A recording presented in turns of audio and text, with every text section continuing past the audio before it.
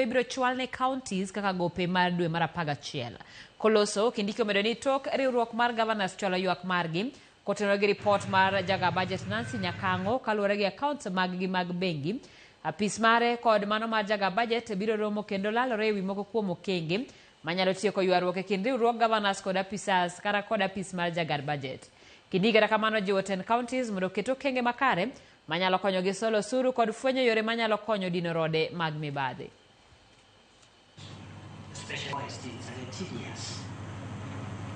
The Council appreciates the expedited action of the National Treasury of disbursing funds to county governments and notes that an additional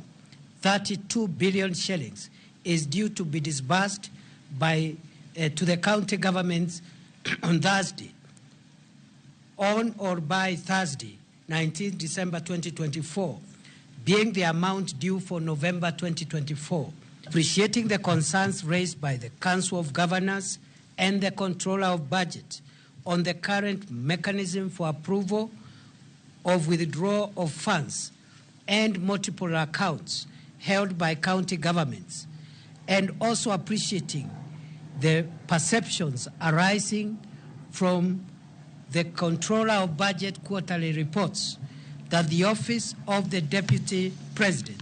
convenes a consultative meeting to bring these matters to resolution in the spirit of collaboration and cooperation. That the county governments enhance revenue collection mechanisms by strengthening administrative processes, adopting innovative and long-term approaches to broaden the revenue base, and implementing